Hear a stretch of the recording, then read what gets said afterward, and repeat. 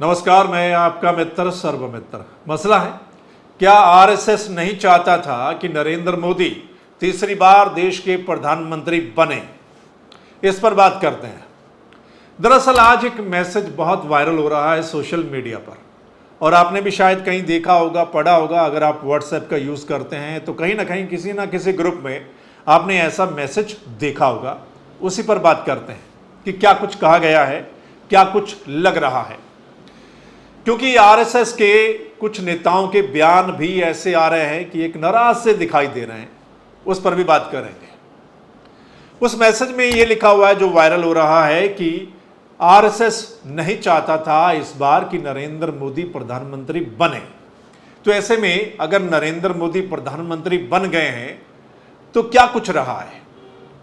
उसमें यह कहा गया है कि बीजेपी संसदीय दल की बैठक में मोदी साहब को नेता नहीं चुना गया, सीधा एनडीए की बैठक बुलाई गई, यानी सहयोगी दलों की बैठक बुलाई गई। उसमें सीधा मोदी साहब को प्रधानमंत्री के तौर पर चुन लिया गया, लेकिन बीजेपी संसदीय दल की मीटिंग में उनको नेता नहीं चुना गया। इस पर बात करते हैं। आपको पता है दोस्तों, अगर विधानसभा का चुनाव होता है और किसी पार्टी को बहुमत मिलता है तो उनके विधायकों की एक मीटिंग होती है जिसमें एक नेता को चुना जाता है जो आगे सीएम बनता है। ऐसे ही केंद्र में होता है कि किसी पार्टी को बहुमत मिलता है तो उनकी संसदीय दल की मीटिंग होती है, यानी जितने भी एमपी चुनकर आए हैं उनकी मीटिंग होती है। उसमें एक नेता चुना जाता है जो प्रधानमंत्री बनता है। लेकिन इस बार ऐसा नहीं हुआ। ये उस मैसेज में है कि बीजेपी संसदीय दल की मीटिंग में मोदी साहब को नेता नहीं चुना गया है। उसमें यह भी लिखा गया है कि 2014-2019 में बीजेपी को बहुमत मिला तो उनके संसदीय दल की मीटिंग हुई जिसमें मोदी साहब को नेता चुना गया। तो फिर इस बार ऐसा क्यों नहीं हुआ? क्या कोई डर था कि कहीं कुछ बोलेगा, कोई मना करेगा या विरोध हो सकता है? क्या ऐसा था? इस वजह से मतलब एनडीए की मीटिंग बुलाकर सीधा ही प्रधानमंत्री के तौर पर उनको पेश कर दिया गया। दरअसल बयान कुछ ऐसे आ रहे हैं संघ के नेताओं के। तो क्या आपस में दूरियां जो हैं वो बढ़ गई हैं? क्या संघ के जो प्रमुख हैं या उनके नेता हैं वो नाराज चल रहे हैं मोदी शाह की जोड़ी से? क्या मोदी और शाह के वर्किंग स्टाइल से संघ खुश नहीं है, नाराज है? और क्या यही वजह रही है कि इस तरीके के बयान सामने आ रहे हैं? आपने एक दो दिन पहले ही मोहन भागवत जी को सुना होगा, जो संघ के प्रमुख हैं, क्या कुछ वो बोल रहे थे। और उसके बाद इंद्रेश कुमार को भी आपने सुना होगा। आप पहले मोहन भागवत की मोटी मोटी 3-4 बातें सुनिए, फिर आगे बात करते हैं। ऐसे से देश कैसे चलेगा भाई? आखिर सबको देश ही चलाना है ना। दो पक्ष है, विरोधी पक्ष कहते हैं, मैं प्रतिपक्ष कहता हूं। वो विरोधी नहीं है, उसको विरोधी मानना भी नहीं चाहिए। वो प्रतिपक्ष है, वो एक पहलू उजागर कर रहा है, उसका भी विचार होना चाहिए। ऐसा जब चलना है तो चुनाव लड़ने में भी एक मर्यादा होती है। उस मर्यादा का पालन नहीं हुआ, क्योंकि उसका पालन होना इसलिए आवश्यक है कि हमारे देश के सामने चुनौतियां समाप्त नहीं हुई। अब सरकार बन गई, वही सरकार फिर से आ गई, एनडीए। अब 1 साल से मणिपुर शांति की राह देख रहा है। उसके पहले 10 साल शांत रहा। पुराना गन कल्चर समाप्त हो गया ऐसा लगा, और अचानक जो कलह वहां पर उपज गया या उपजाया गया, उसकी आग में अभी तक जल रहा है, त्राही त्राही कर रहा है। कौन उस पर ध्यान देगा? प्राथमिकता देके उसका विचार करना ये कर्तव्य है। तो सुना आपने मोहन भागवत क्या बोल रहे हैं कि इस बार चुनाव की मर्यादा का पालन नहीं हुआ है, काफी झूठ बोला गया इस चुनाव में, और जो विपक्ष होता है उसको विरोधी के तौर पर नहीं देखा जाना चाहिए। और मणिपुर के बारे में भी बोलते हैं कि ध्यान कौन देगा वहां पर क्या कुछ चल रहा है। तो इसका मतलब क्या है? सीधा सीधा बीजेपी के बारे में बोला गया है। तो क्या संघ प्रमुख मोहन भागवत नाराज चल रहे हैं बीजेपी सरकार से? जो मेन 3-4 नेता हैं, क्या उनकी कार्यशैली उनको पसंद नहीं आ रही है? एक तो ये सवाल खड़ा हो रहा है, और इस पर काफी बहस भी चल रही है हमारे देश में।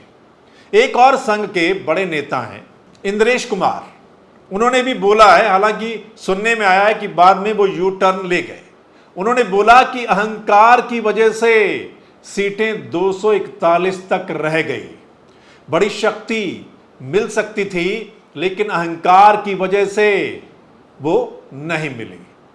तो ये भी एक सीधा सीधा इसको क्या कहा जाए, हालांकि सुना है कि बाद में वो अपने बयान से वो पलट गए, लेकिन इसका मतलब क्या है कि क्या सीधा सीधा एक मामला जो है, या नजर आ रहा है कि कहीं ना कहीं दूरियां बढ़ गई हैं, आपस में तालमेल नहीं है।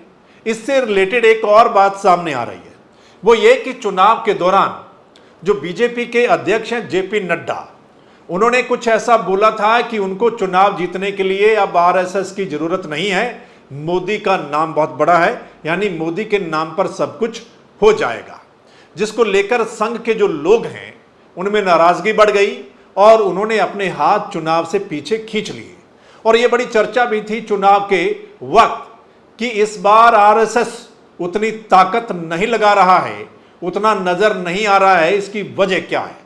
क्या वजह जेपी नड्डा का वो बयान था कि उनको अब चुनाव जीतने के लिए संघ की जरूरत नहीं है, जिस वजह से संघ के कार्यकर्ता नाराज हो गए और इस बार उन्होंने पूरा जोर नहीं लगाया चुनाव में, जिसकी वजह से उनकी सीटें यानी बीजेपी की सीटें कम रह गई। तो ये कई तरह के सवाल हैं जिसको लेकर ही एक चर्चा चली हुई है, सोशल मीडिया पर भी, चैनलों पर भी, मीडिया में भी चर्चा चली हुई है कि ये जो दूरियां बढ़ती हुई नजर आ रही हैं, ये जो बयानबाजी हो रही है, इससे कहीं ना कहीं बीजेपी के जो नेता हैं वो असहज लग रहे हैं, वो भी रिप्लाई नहीं कर रहे हैं। तो ये जो अब संघ के नेता बोल रहे हैं, इसका मतलब क्या है? क्या कोई बड़ा मतलब है? संघ अपने आप को अलग अब दिखा रहा है बीजेपी से और ऐसा कुछ बोल रहा है, या फिर उनको सरकार के बड़े नेताओं का जो वर्किंग स्टाइल है वो पसंद नहीं आ रहा है? और क्या संघ इस बार नहीं चाहता था कि नरेंद्र मोदी देश के प्रधानमंत्री बने? ये कई सारे सवाल हैं दोस्तों, इस पर आपका क्या कुछ सोचना है? एक तो आप इस पर कमेंट करके बताइएगा कि आपको इस पूरे एपिसोड में क्या कुछ लगता है। वहीं आपको ये भी पता चल गया है कि सरकार जो है इस बार बीजेपी के पास पूरा बहुमत नहीं है, तो कहीं ना कहीं बैकफुट पर है बीजेपी की सरकार।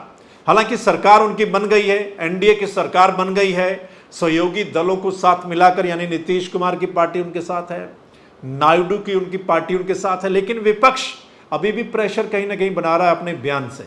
विपक्ष के कई नेता अभी भी कह रहे हैं कि समय आने पर वो ऐसा कर देंगे, या थोड़े दिन सरकार चलेगी फिर ऐसा हो जाएगा, यानी इस तरीके के बयान भी आ रहे हैं, जिससे कहीं ना कहीं बीजेपी पर प्रेशर और बढ़ जाता है कि क्या वो अगले 5 साल सही तरीके से सरकार को चला पाएंगे, और क्या सहयोगी दल जो हैं वो टिके रहेंगे, क्या बीजेपी बड़े फैसले ले पाएगी अपने दम पर, और क्या अब बहुमत ना होने की वजह से अब बीजेपी एक तरफा फैसले नहीं ले पाएगी? ये बहुत बड़े सवाल हैं। और कुछ लोग तो ये भी कह रहे हैं कि अब धक्केशाही नहीं चलेगी, क्योंकि बीजेपी के खुद के पास बहुमत नहीं है। बीजेपी सहयोगी दलों के सहारे सरकार चला रही है, और चर्चा ये भी है क्योंकि सहयोगी दलों को कोई ज़्यादा बड़े महकमे नहीं दिए हैं, सो इस वजह से आने वाले दिनों में सहयोगी दल मतलब अपना फेस दिखा सकते हैं, कुछ गड़बड़ी कर सकते हैं। सो इस पर भी आपका क्या कुछ कहना है, ये भी आप कमेंट करके बता सकते हैं इस वीडियो के नीचे। और अगर आप इस वीडियो को शेयर कर देंगे तो तमाम लोग इस पर अपनी राय दे पाएंगे, क्योंकि मसला बड़ा है, देश की राजनीति से जुड़ा हुआ है, सरकार के साथ जुड़ा हुआ है। और अगर आपको ये मसला ठीक लगा तो आप इस चैनल को लाइक, फॉलो, सब्सक्राइब कर सकते हैं, ताकि अगली वीडियो आप देख सकें। चलिए फिर मिलते हैं अगले मसले के साथ, तब तक के लिए नमस्कार, आदाब, सत श्री अकाल, राम राम।